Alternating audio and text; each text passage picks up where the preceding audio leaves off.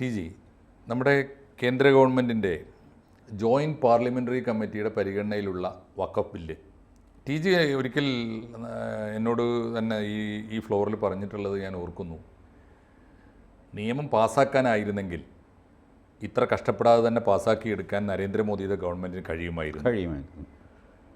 ഇപ്പോൾ അതിൻ്റെ സ്ഥിതി എന്ന് വെച്ചാൽ അന്ന് ടി ജി ആശങ്കപ്പെട്ടതുപോലെ അന്ന് ടി ജി പറയുന്ന സമയത്ത് ഇതിൻ്റെ സ്റ്റാറ്റിക്സ് പുറത്തു വന്നില്ല, കണക്ക് പുറത്തു വന്നിട്ടില്ല. പക്ഷേ ഇന്നും ഇന്നലെയൊക്കെയായിട്ട് പത്രങ്ങളിൽ വാർത്ത ടി ജി പറയുന്ന ലക്ഷക്കണക്കിന് പരാതികൾ ബോധപൂർവം രണ്ട് പക്ഷത്തു നിന്നും ക്യാമ്പയിൻ പോലെ അയപ്പിച്ചിട്ട് ഈ ജോയിൻറ്റ് പാർലമെൻ്ററി കമ്മിറ്റിയെ ജാമാക്കുക, അവർക്ക് ഒരിക്കലും ഒരു തീരുമാനം എടുക്കാൻ ഒരു നിശ്ചിത പ്രിസ്ക്രൈബ്ഡ് ടൈമിനകത്ത് സാധിക്കാത്ത വിധത്തിൽ ഈ നിയമനിർമ്മാണം പൂർത്തിയാക്കാൻ പറ്റാതെ വരുന്നൊരവസ്ഥ ഉണ്ടാക്കാനാണ് ശ്രമിക്കുന്നതെന്ന് പറഞ്ഞു. ഇന്നലെ വന്ന കണക്കനുസരിച്ച് ടി ജി 1.25 കോടിയാണത്രേ, 1.25 crore അത്രയും പരാതികൾ ഈ ജോയിൻറ്റ് പാർലമെൻ്ററി കമ്മിറ്റിയുടെ മുമ്പിലേക്ക് ഇങ്ങനെ അയച്ച് വന്നുകൂടിയിരിക്കുകയാണ്. അവർക്ക് വന്നെടുത്ത് ഓൺലൈനിലായതുകൊണ്ട് സോർട്ട് ചെയ്യാനൊക്കെയുള്ള ഉദ്യോഗസ്ഥന്മാർ കഷ്ടപ്പെട്ടുകൊണ്ടിരിക്കുകയാണ്.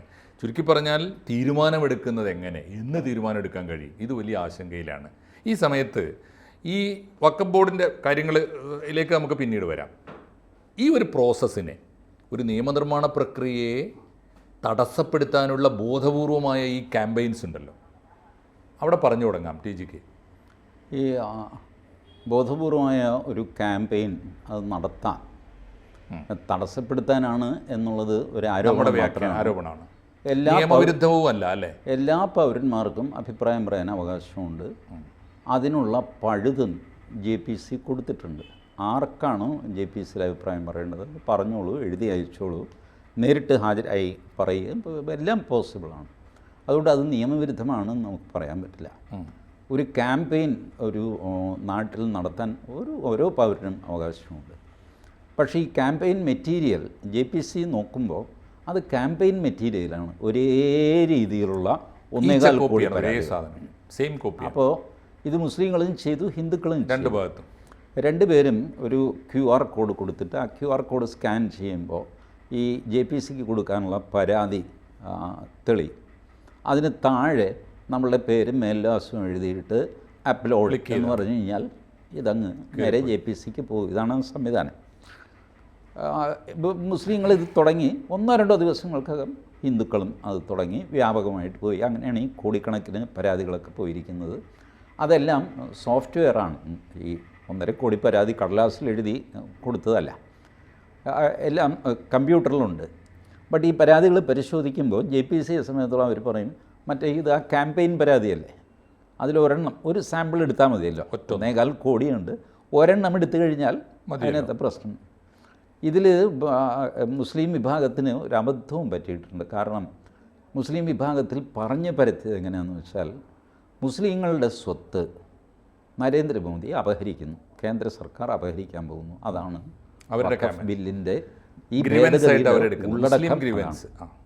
അതായത് നിങ്ങളുടെ മജാർ, നിങ്ങളുടെ ശവകുടീരങ്ങൾ, നിങ്ങളുടെ മസ്ജിദ്, ഇതിൻ്റെയൊക്കെ ഭരണാവകാശം സർക്കാർ അടിച്ചുകൊണ്ട് പോകുന്നു. ഹിന്ദുക്കൾക്ക് താമസിയാതെ അവരുടെ ക്ഷേത്രങ്ങൾ തിരിച്ചു കൊടുക്കും, ക്രിസ്ത്യാനികളെ സിഖുകാരെ ഒന്നും തൊടില്ല. മുസ്ലിങ്ങളുടെ സ്വത്ത്, നിങ്ങളുടെ ഖബറടങ്ങിയ സ്ഥലമുണ്ടല്ലോ, എന്താ പറയും, ഖബറിസ്ഥാൻ, ഇത് മുഴുവൻ സർക്കാർ കൊണ്ടുപോകും എന്നാണ് പ്രചരണം നടത്തിയിരിക്കുന്നത്. അതുകൊണ്ടാണ് മുസ്ലിങ്ങളിൽ ഇത്രയധികം ഈ ഭേദഗതി എന്തോ കുഴപ്പമാണ്. നമ്മുടെ CAA കാലത്ത് സംഭവിച്ച പോലെ തന്നെ എല്ലാ മുസ്ലിങ്ങളെയും കപ്പലിൽ കയറ്റി സ്ഥലം പിടിക്കാൻ പോകുന്നു എന്ന് പറഞ്ഞായിരുന്നല്ലോ പ്രചരണം. ഈ പ്രചരണം ഈ അവരുടെ നിവേദനത്തിലും റിഫ്ലക്റ്റ് ചെയ്യുന്നുണ്ട്.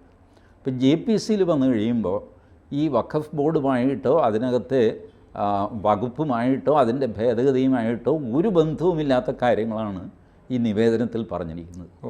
അപ്പോൾ എങ്ങനെ പരിഗണിക്കും?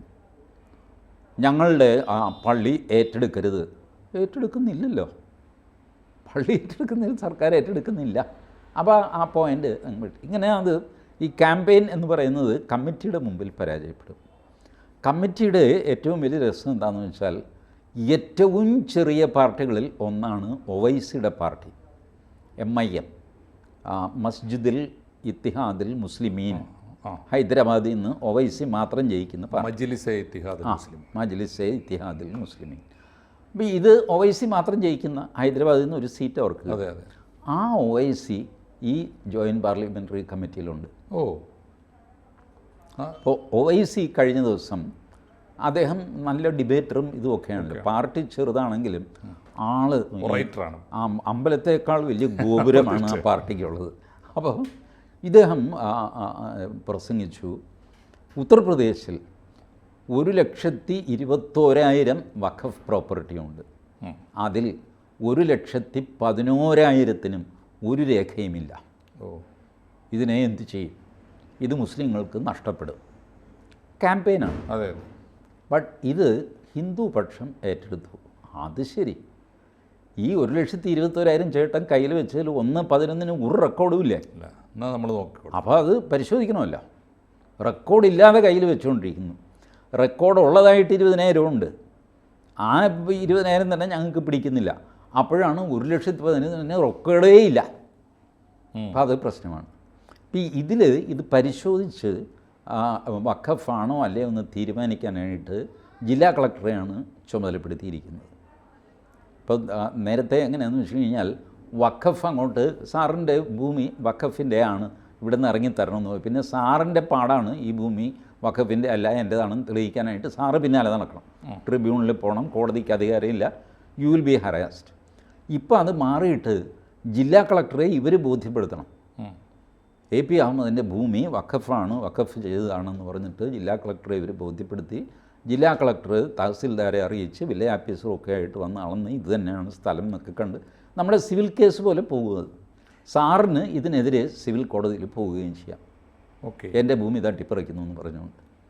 അപ്പോൾ ഈ വഖഫിൻ്റെ അമിതാധികാരങ്ങൾ എടുത്തു കളയുന്നു. അതെ. വാസ്തവത്തിൽ ബേസിക്കലി ഹിന്ദു ഗ്രൂപ്പ്സ് ചോദിക്കുന്നത് എന്തിനാണ് വഖഫ് ബോർഡ്? മുസ്ലിം രാഷ്ട്രങ്ങളിൽ ഒന്നും തന്നെ വഖഫ് ബോർഡില്ല. അവിടെ എന്താ, മുസ്ലിങ്ങൾക്ക് പള്ളിയില്ലേ? വഖഫില്ലേ അവിടെ? അവിടുത്തെ മുസ്ലിങ്ങൾ വഖഫ് ചെയ്യാറില്ലേ? ഒരു രാജ്യത്തും ഇല്ല. ഈശ്വരന് കൊടുക്കുന്ന, സമർപ്പിക്കുന്ന ഒരു സ്വത്ത്, അതാണല്ലോ വഖഫ്. അത്രേ ഉള്ളൂ. അവിടെ എങ്ങും വഖഫ് ബോർഡിൽ വഖഫുണ്ട്, പക്ഷേ വഖഫ് ബോർഡില്ല. ഇവിടെ ബോർഡ് വരാൻ കാര്യം എന്താണെന്ന് വെച്ച് കഴിഞ്ഞാൽ, നമ്മളെ പാർട്ടീഷൻ കഴിഞ്ഞപ്പോൾ പ്രത്യേകിച്ച് ഉത്തർപ്രദേശ്, ഡൽഹി, പഞ്ചാബ് ആ ഭാഗത്തൊക്കെ മുസ്ലിങ്ങൾ പാകിസ്ഥാനിലേക്ക് കുടിയേറി. പാകിസ്ഥാനിൽ നിന്ന് ഹിന്ദുക്കൾ ഇങ്ങോട്ട് വന്നു. അപ്പോൾ അന്ന് ധാരണ എങ്ങനെയാണെന്ന് വെച്ചാൽ, ഇവിടുന്ന് മുസ്ലിം ഒഴിഞ്ഞു പോയ പ്രോപ്പർട്ടി ഉണ്ടല്ല, ഒഴിഞ്ഞു പോയ വീടുണ്ട്, പറമ്പുണ്ട്, വലിയ വിശാലമായ ഗ്രൗണ്ടുണ്ട്, അത് ഇത് അവരുടെ സ്വത്ത്. ഇതൊന്നും അവർക്ക് അങ്ങോട്ട് കൊണ്ടുപോകാൻ പറ്റില്ല. അതെ. അതുപോലെ അവിടെ നിന്ന് വരുന്നവർ അവരവിടെ ഇട്ടിട്ട് പോയി. അപ്പോൾ നമ്മളിതിന് എനിമി പ്രോപ്പർട്ടി എന്ന് പേര് കൊടുത്തു. പിന്നീട് അത് വെസ്റ്റഡ് പ്രോപ്പർട്ടീസ് ആക്ട് എന്ന് മാറ്റുകയോ മറ്റോ ചെയ്തു. എന്നാൽ ഇപ്പോഴും പ്രയോഗം എനിമി പ്രോപ്പർട്ടി ആക്ട് എന്നാണ്. ഈ എനിമി പ്രോപ്പർട്ടി ആക്ട് അനുസരിച്ച് അവിടെ നിന്ന് വരുന്നവർക്ക് ഇവിടെ ഒഴിഞ്ഞു കിടക്കുന്ന വീടും ഭൂമിയും കൊടുക്കുക. ഇവിടെ നിന്ന് അവിടെ പോയ മുസ്ലിങ്ങൾക്ക് അവിടെ ഹിന്ദുക്കൾ ഒഴിഞ്ഞ ഭൂമിയും വീടും ഉണ്ടല്ലോ, അത് കൊടുക്കുക. അങ്ങനെ പറഞ്ഞുകൊണ്ട് തന്നെയാണ്. അങ്ങനെ പറഞ്ഞുകൊണ്ടാണ് നെഹ്റു ലിയാഖത്ത് അലി പാക്റ്റ് ഉണ്ടാകുന്നത് തന്നെ ഈ ഒരു ധാരണയിലാണ്.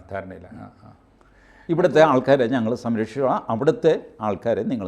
ഈ മൈഗ്രേഷൻ നടന്നു കഴിഞ്ഞു. മൈഗ്രേറ്റ് ചെയ്ത ആൾക്കാരെ നമുക്ക് ഈ രീതിയിൽ ഭൂമിയും വീടും ഒക്കെ കൊടുക്കുക. അത് ചിലപ്പോൾ തികഞ്ഞില്ല എന്നൊക്കെ വരും, കൂടുതൽ കൊടുക്കണം, വേറെ എന്തെങ്കിലും അഡ്ജസ്റ്റ്മെൻറ്റ് ചെയ്യേണ്ടി വരും. അപ്പോൾ ഇങ്ങനെ വന്നു കഴിഞ്ഞ ഭൂമി ഹിന്ദുക്കൾക്ക് കൊടുത്തില്ല. പാകിസ്ഥാനിൽ നിന്ന് മൈഗ്രേറ്റ് ചെയ്ത് വന്ന ഹിന്ദുക്കൾക്ക് ഈ ഭൂമി കൊടുത്തില്ല ഇന്ത്യ. എന്താ പാലിക്കണ്ടേ? കൊടുത്തില്ല. അതിന് പകരം വഖഫ് ബോർഡ് ഉണ്ടാക്കി. ഈ ഭൂമി ആ മുസ്ലിം ദൈവത്തിന് കൊടുത്തതാണെന്നും അതുകൊണ്ട് ദൈവത്തിൻ്റെ ഭൂമിയിൽ ഹിന്ദുവിന് താമസിക്കാൻ പറ്റില്ല. പാകിസ്ഥാനിലേക്ക് പോയ മുസ്ലിങ്ങൾ വഖഫ് ചെയ്തതുപോലും അല്ല. അവർ വഖഫ് ചെയ്തതല്ല, അവർ ഉപേക്ഷിച്ചു പോയി. പ്രാണനും കൊണ്ടുപോയി. രാജ്യത്തിൻ്റെ സ്വത്താണ്. അതിപ്പോൾ വഖഫ് ബോർഡിൻ്റെ കയ്യിലാണോ? അതെ. ഇത് കഴിഞ്ഞിട്ട് മനസ്സിലാക്കാത്ത ഇഷ്യൂയാണ്. ഇത് കഴിഞ്ഞിട്ട് ഇന്ദിരാഗാന്ധിയുടെ കാലത്ത് അടുത്ത ഒരു ഭേദഗതി എഴുതി ചേർത്തു, വഖഫ് ബൈ യൂസ് എന്ന് പറഞ്ഞിട്ട്. അതായത് ഒരു 10 കൊല്ലമായി സാറ് എൻ്റെ കടയിൽ വാടകയ്ക്ക് കച്ചവടം നടത്തുന്നു. സാറിത് ദൈവത്തിന് ദാനം ചെയ്യുന്നു, വഖഫ് ചെയ്യുന്നു കട. ഞാൻ അറിയുന്നുമില്ല. അപ്പോൾ അത് വീണ്ടും ഒരു 10 കൊല്ലം കൂടെ കഴിഞ്ഞു. സാറ് വാടക തരുന്നുണ്ട്, വാടക കൂട്ടിത്തരുന്നുണ്ട്, ഒക്കെ ചെയ്യുന്നുണ്ട്, നമ്മൾ തമ്മിൽ നല്ല ബന്ധം. അവസാനം ഒഴിയണം പിടിക്കണം എന്നൊക്കെ പറഞ്ഞു കഴിയുമ്പോഴാണ് സാറ് പറയുന്നു, ഇത് വഖഫ് ഭൂമിയാണ്, ഞാൻ വഖഫ് ചെയ്തു. ഇങ്ങനെ ചെയ്യാൻ വകുപ്പുണ്ടായിരുന്നില്ല വഖഫിൽ. പക്ഷേ വഖഫ് ബൈ യൂസർ എഴുതി ചേർത്താണോ? ഉപയോഗിക്കുന്ന ആൾ വഖഫ് ചെയ്യുന്നു. യെസ്. അയാൾക്ക് ഉടമസ്ഥതയില്ല, പക്ഷേ അയാൾ ഉപയോഗിക്കുന്നു, അപ്പോൾ എന്നിട്ട് വഖഫ് ചെയ്യുന്നു. അതെ അതെ, അത് വഖഫ് ഭൂമിയായിട്ട് മാറുന്നു. ഓ, അത് ഇത് ഇങ്ങനെയൊക്കെ സത്യം പറഞ്ഞാൽ ആയപ്പോഴാണ് ആളുകൾ ഇതിൽ ഈ പരിഭ്രമിക്കാൻ നിയമത്തിൻ്റെ എനിക്ക് തോന്നുന്നു ഇതിൽ കൃത്യമായി പൊളിറ്റിക്കൽ സ്റ്റാൻഡുള്ള TG ഈ നിയമത്തെ ഒരു ലീഗൽ എക്സ്പേർട്ട് എന്ന നിലയിൽ കൂടി നിരീക്ഷിക്കുമ്പോൾ ഇപ്പോൾ ജനങ്ങൾ പലപ്പോഴും ഡിസ്കഷന് വരാത്ത പുതിയൊരു 2-3 കാര്യങ്ങളാണ്. ഒന്ന്, പാകിസ്ഥാനിലേക്ക് ഓടിപ്പോയ ആളുകൾ ഇത് ദൈവത്തിന് കൊടുക്കാനൊന്നുമല്ല, അവരുടെ ഭൂമിയായിട്ട് കൊണ്ട് ആ ഭൂമിയെ പിടിച്ചെടുത്തിട്ട് സർക്കാർ വഖഫാക്കി എന്ന് പറയുന്നത് ധാർമ്മികമല്ല, മതപരവുമല്ല, എല്ലാ നിലക്കും ശരിയല്ല. രണ്ടാമത്തെ കാര്യം, വഖഫ് ബൈ യൂസർ എന്ന് പറയുന്നത് എന്ത് അവകാശമാണ്? രണ്ടാമത്തെ കാര്യം TG, ഇനിയിപ്പോൾ ഇതിലിപ്പോൾ മുസ്ലിം പക്ഷത്തു നിന്ന് എന്നോട് പലപ്പോഴും ഈ വഖഫ് ബില്ല് നിയമം നല്ലതല്ലേ, ഞാൻ ചോദിക്കുന്നത് നല്ലതല്ലേ എന്ന് ചോദിക്കുന്നത് ഇപ്പോൾ TG ഈ കാര്യങ്ങൾ മനസ്സിലാക്കിയിട്ടല്ല. അതിനു മുമ്പ് തന്നെ ഞാനിതിൻ്റെ 2 കാര്യങ്ങൾ. ഒന്ന്, വഖഫ് കേസുകൾ ഇന്നും നമ്മുടെ നാട്ടിലൊക്കെ ഉള്ള വഖഫ് സ്വത്ത്, വഖഫ് പ്രോപ്പർട്ടി ഒരിക്കലും തീരാത്ത ലിറ്റിഗേഷനാണ്, ഒരിക്കലും തീരൂല. രണ്ടാമത് ഈ പിന്നെ അതിൻ്റെ തർക്കം വന്ന ഒരു വിധി എങ്ങനെയെങ്കിലും വന്നാൽ അതിൻ്റെ തർക്കം പോകുന്ന ട്രിബ്യൂണലല്ല, അതും അനന്തമായിട്ട് നീണ്ടുപോവാണ്. ഇപ്പോൾ ഇതിനൊരു കാലപരിധി വെക്കുന്നു എന്നുള്ളതാണ് ഒന്ന്. 2, ജില്ലാ കലക്ടർക്ക് ഇതിന് മേൽ ഭരണകൂടത്തിൻ്റെ പ്രതിനിധി എന്ന നിലയിൽ ജില്ലാ കലക്ടർക്ക് ഒരു അവകാശം, ഒരു തീരുമാനത്തിൻ്റെ അധികാരം വരുന്നു. അത് രണ്ടും പോസിറ്റീവായിട്ട് എടുക്കുമ്പോൾ തന്നെ ഇതിന് നേരെ വരുന്നൊരു പ്രധാനപ്പെട്ട ആരോപണം, വഖഫ് സ്വത്ത് 10 ലക്ഷം ഏക്കർ ഭൂമി വഖഫ് സ്വത്തുണ്ടെന്നാണ് സർക്കാരിൻ്റെ ഡാറ്റ പറയുന്നത്. ഈ വഖഫ് സ്വത്ത്, വഖഫ് കേസ് എന്ന് പറഞ്ഞാൽ എന്താ? വഖഫ് സ്വത്ത് അന്യാധീനപ്പെട്ടു പോകുന്നു. അപ്പോൾ 2 കാര്യമുണ്ട്. വഖഫ് സ്വത്ത് തിരിച്ചെടുക്കാൻ വേണ്ടി പലരുടെ കയ്യിലായിപ്പോയ, പലരായി കയ്യേറിപ്പോയ വഖഫ് സ്വത്ത് തിരിച്ചെടുക്കാൻ വേണ്ടി വഖഫ് ബോർഡ് നടത്തുന്ന കേസുകളുണ്ട്. അപ്പോൾ അത്ര തന്നെ ഉണ്ടത്രേ, അല്ലെങ്കിൽ അതിനേക്കാൾ കൂടുതലുണ്ടത്രേ വഖഫ് സ്വത്ത് കയ്യേറിയ ആളുണ്ടല്ലോ, വ്യക്തികൾ, സ്വകാര്യ വ്യക്തികൾ, അവരത് അവരുടേതാണെന്ന് വാദിച്ചുകൊണ്ട് നിലനിർത്താൻ നടത്തുന്ന കേസ്. അതെ. അപ്പോൾ എങ്ങനെ അതിൻ്റെ ഒരു ലീഗൽ പോയിന്റിൽ സാർ, ഈ പറഞ്ഞ ഒവൈസി ഉണ്ടല്ലോ, ഒവൈസിയുടെ കയ്യിൽ എത്ര വഖഫ് സ്വത്തുണ്ട് അറിയാമോ? ശരി, അദ്ദേഹം തന്നെ കയ്യേറ്റക്കാരനാണ്. ആ വഖഫിൻ്റെ ഭൂമി കൈവശം വെച്ചിരിക്കുന്ന വലിയ ഉസ്താദാണ് ഒവൈസി. ഓ, കേരളത്തിൽ വഖഫ് ബോർഡിൽ ഒബ്വിയസ്ലി പേര് വെളിപ്പെടുത്താൻ ആഗ്രഹിക്കാത്ത ഒരാൾ എന്നോട് പറഞ്ഞത് 2 ലക്ഷം ഏക്കർ വഖഫ് ഭൂമി മുസ്ലിങ്ങളുടെ കയ്യിൽ തന്നെ ഉണ്ട് കേരളത്തിൽ. മുസ്ലിങ്ങൾ കയ്യേറി. ഓഹോ, അദ്ദേഹം എന്നോട് പറഞ്ഞു. ആരുമായിട്ടാണ് ഞങ്ങൾ വഴക്കുണ്ടാക്കുന്നത്? 2 ലക്ഷം ഏക്കർ ഭൂമി അത് കൈവശം വെച്ചിരിക്കുന്ന ആൾക്കാരെ ഞങ്ങൾക്കറിയാം, പക്ഷേ അവരൊക്കെ മുസ്ലിമിൽ വലിയ പ്രമാണിമാരാണ്, തൊടാൻ പറ്റില്ല. അവരുടെ ദയയിലാണ് ഞങ്ങൾ കസേരയിൽ ഇരിക്കുന്നത്, തൊട്ട് കഴിഞ്ഞാൽ ഞങ്ങളുടെ കസേര തെറിക്കും. ഈ രീതിയിൽ ഇത് ലീഗലൈസ് ചെയ്യാൻ വേണ്ടി വേറൊരു കാര്യം കൂടി ചെയ്യുക പറഞ്ഞപ്പോഴാണ് അത് ശരിയാവാൻ സാധ്യതയുണ്ട്. ഈ വഖഫ് സ്വത്തുക്കൾ കയ്യേറിയവരുണ്ടല്ലോ, അവർക്ക് ഇത് ലീഗലൈസ് ചെയ്ത് കൊടുക്കാൻ വേണ്ടി വഖഫ് ബോർഡ് അംഗമായിരുന്ന മുസ്ലിം ലീഗ് നേതാവ് മായിൻ ഹാജി തൊട്ട് PV സൈനുദ്ദീൻ ഉണ്ടായിരുന്നു, KEയുടെ തലശ്ശേരിയിലെ KEയുടെ മോൻ PV സൈനുദ്ദീൻ, ഇവർ 2 പേരും വഖഫ് ബോർഡ് മെമ്പർമാരായിട്ട് ഇരിക്കുമ്പോൾ വലിയ തോതിൽ ക്രമക്കേടുകൾ നടന്നതായിട്ട് ആരോപണം ഉണ്ടായിട്ടുണ്ട്. അത് മുസ്ലിം സംഘടനകൾ തന്നെ ഉന്നയിച്ചു. സാർ, ഒറ്റ കാര്യം സാർ നോക്കിയാൽ മതി. വഖഫ് ബോർഡ് ഈ ഞാൻ പറഞ്ഞ കള്ളത്തരം ആണെന്ന് തന്നെ വയ്ക്കുക. ഹിന്ദുക്കൾക്ക് കൊടുക്കാനുള്ളതായിരുന്നു, അത് കൊടുത്തില്ല എന്നുള്ളതൊക്കെ വിടുക. വഖഫ് ബോർഡിൻ്റെ പ്രഖ്യാപിത ലക്ഷ്യം ഈ വഖഫ് സ്വത്തുകളിൽ നിന്നുള്ള വരുമാനം കൊണ്ട് പാവപ്പെട്ട മുസ്ലിങ്ങളെ സംരക്ഷിക്കുക, യത്തീം അനാഥരെ സംരക്ഷിക്കുക, ഇതൊക്കെയായിരുന്നു. ഒരു 10 പേരുടെ പേര് സാറ് കേരളത്തിൽ പറഞ്ഞു തരാമോ? വഖഫ് ബോർഡിൽ നിന്ന് എന്തെങ്കിലും ആനുകൂല്യം കിട്ടിയ മൊട്ടക്കാരൻ മുസ്ലിം, കുപ്പിയും കാലിച്ചാക്കും വയ്ക്കുന്ന മുസ്ലിം, വണ്ടി വലിക്കുന്ന മുസ്ലിം, ഇവർക്ക് ആർക്കെങ്കിലും എന്തെങ്കിലും പ്രയോജനം കിട്ടിയതായിട്ട് 10 പേരുടെ പേര് പ്രമാണിമാർക്കേ കിട്ടിയിട്ടുണ്ടാവുള്ളൂ. ഒറ്റ കാര്യം കൂടി TG പറഞ്ഞ് അവസാനിപ്പിക്കും. എൻ്റെ ഒരു കൺസേൺ ആണ് കേട്ടോ, എൻ്റെ ഒരു സംശയം. വഖഫ് സ്വത്ത് ആത്യന്തികമായി മുസ്ലിം കമ്മ്യൂണിറ്റിക്കോ അല്ലെങ്കിൽ മുസ്ലിം വിശ്വാസത്തിനോ അല്ലെങ്കിൽ മുസ്ലിം വിശ്വാസികൾക്ക് കൂടി ഗുണകരമാകുന്ന വിധത്തിൽ രാജ്യത്തിനോ ഗുണകരമായി പ്രയോജനപ്പെടുത്താനാണല്ലോ വഖഫ് സ്വത്ത്. ഇപ്പോൾ നടക്കുന്ന തർക്കങ്ങൾ തീർച്ചയായിട്ടും വഖഫ് സ്വത്ത് അന്യാധീനപ്പെട്ട് എവിടെയൊക്കെ എത്തി അത് തിരിച്ചെടുക്കാനുള്ള കേസുകളിൽ അതിവേഗത്തിൽ തീർപ്പാക്കാനുള്ള ഭരണകൂടത്തിൻ്റെ ഇടപെടലാണ്. എനിക്ക് തോന്നുന്നത് അന്തിമമായി ഒരു നിയമനിർമ്മാണം ഇന്നല്ലെങ്കിൽ നാളെ നടക്കേണ്ടത്. ഇത് തിരിച്ചെടുത്തിട്ട് എന്തിന്? അങ്ങനെ തിരിച്ചെടുത്താൽ ഒറ്റ ചോദ്യം, ഇവർ പിടിച്ചെടുക്കുന്ന വാശി പിടിക്കുന്ന കേസുകൾ നോക്കും. മധ്യപ്രദേശിൽ പഴയ ഒരു രാജകൊട്ടാരം അതും അതിൻ്റെ കോമ്പൗണ്ടും സംഗതിയൊക്കെ ആയിട്ട് ഇതിനാണ് വഖഫ് ആർക്കിയോളജിക്കൽ സർവേക്ക് എവിക്ഷൻ നോട്ടീസ് കൊടുക്കുന്നത്. ഇവിടെ ഗോളിയോറില്ല ഗ്വാളിയോറിൽ ആ സ്ഥലം ഞാൻ മറന്നുപോയി. അത് ഞാനും സുനിലും കൂടെ എടുത്തതാണ്. ഒരു ജഡ്ജ്മെൻറ്റ് മധ്യപ്രദേശ് ഹൈക്കോടതിയുണ്ട്. മധ്യപ്രദേശ് ഹൈക്കോടതി അതിൽ പൊട്ടിത്തെറിച്ചുകൊണ്ട് പറഞ്ഞു, ഒരു കാര്യം ചെയ്യും, ഇന്ത്യ രാജ്യം മുഴുവൻ തൻ്റെ ആണെന്ന് ഡിക്ലെയർ ചെയ്തിട്ട് താൻ കൊണ്ടുപോക്കോ എന്നൊക്കെ പറഞ്ഞിട്ട് കോടതി പൊട്ടിത്തെറിക്കുന്നു. അതിൻ്റെ വീഡിയോ ഒക്കെ പ്രചരിച്ചിരുന്നു. അതെ, ഞാൻ കാരണം ഒരു രേഖയില്ല, ഒന്നുമില്ല, ഞങ്ങളുടെ ആണെന്ന്. ഇവർ ഈ വലിയ ബിൽഡിങ് പുരാതനമായ ചരിത്ര പ്രാധാന്യമുള്ള സാധനങ്ങളൊക്കെ ഞങ്ങളുടെ ആണെന്ന് പറഞ്ഞിട്ട് അതാണ് ചെയ്യുന്നത്. അല്ലാതെ ആരുടെയെങ്കിലും 10-20 സെൻറ്റ് കിട്ടിയിട്ട് അവർക്ക് കാര്യമില്ല. കാരണം ഇതിൽ നിന്ന് ഹ്യൂജ് വരുമാനമുണ്ട്. അല്ല, അത് സാറിൻ്റെ 10 സെൻറ്റ് പിടിച്ചെടുത്തിട്ട് അതിൽ പാവയ്ക്കാൻ നട്ട് വരുമാനം ഉണ്ടാക്കാൻ അതിനൊന്നും വഖഫ് ബോർഡ് മെനക്കെടുകില്ല.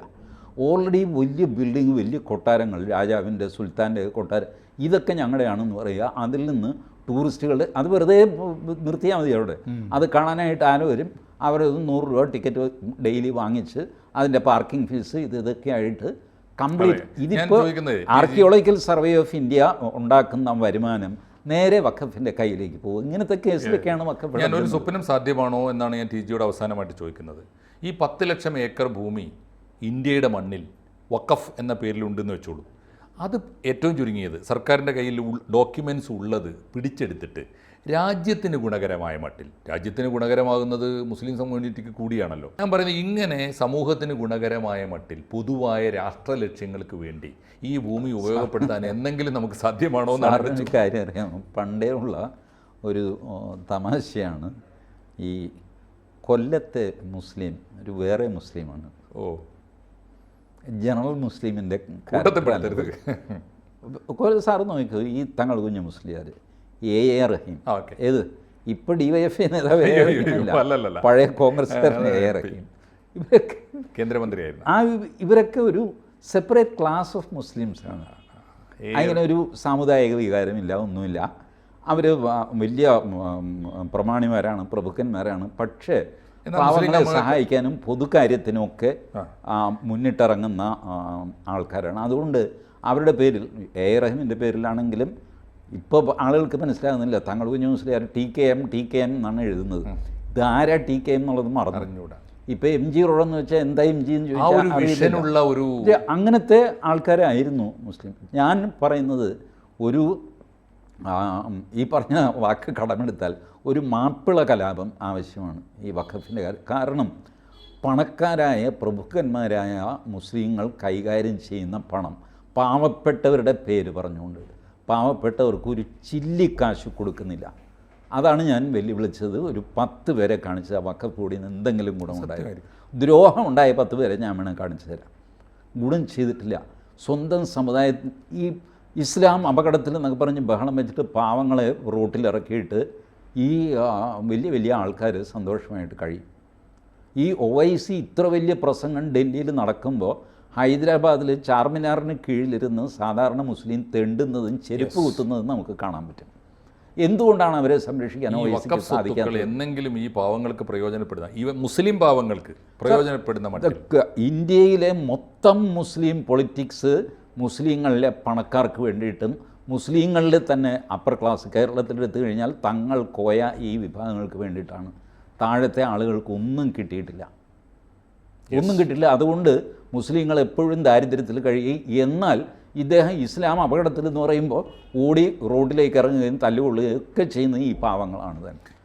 ഏതെങ്കിലും ഒരു ദിവസം ഈ പാവങ്ങൾ ഈ പണക്കാരെ വെല്ലുവിളിക്കും ഇസ്ലാമിൽ. ഒരു കാലം വരും തീർച്ചയായിട്ടും. JPCക്ക് അയക്കുന്ന 1.25 കോടി പരാതികളുടെ കൂട്ടത്തിൽ ഒരു വരി ആരെങ്കിലും ഈ വാക്യം, ഈ സ്വപ്നം, ഇന്ത്യയിലെ വഖഫ് ബോർഡിൻ്റെ സ്വത്തുക്കൾ ഇന്ത്യയിലെ മിസ്കീനുകളും ഫക്കീറുകളും മിസ്കീനുകളുമായ പാവം മുസ്ലിങ്ങൾക്ക് ഉപകാരപ്പെടണമേ എന്ന് ഒരു അപേക്ഷ ഉണ്ടായിരുന്നെങ്കിൽ എത്ര നന്നായിരുന്നു എന്ന് നമുക്ക് ഈ സമയത്ത് ആശിച്ചുകൊണ്ട് ടീച്ചറുടെ ഈ വ്യത്യസ്തമായ നിരീക്ഷണങ്ങളോടുകൂടി ഈ ചർച്ച തൽക്കാലം നമുക്ക് അവസാനിപ്പിക്കാം. ഈ ചർച്ച അവസാനിക്കാൻ പോകുന്നില്ല, നമുക്ക് ഇനിയും തുടർച്ചയായി സംസാരിക്കേണ്ടി വരും. നന്ദി ടീച്ചി. കൂടുതൽ വാർത്തകളും വിശേഷങ്ങളും നിങ്ങളിലേക്ക് എത്താൻ ABC മലയാളം സബ്സ്ക്രൈബ് ചെയ്യുക, ബെൽബട്ടനും അമർത്തുക.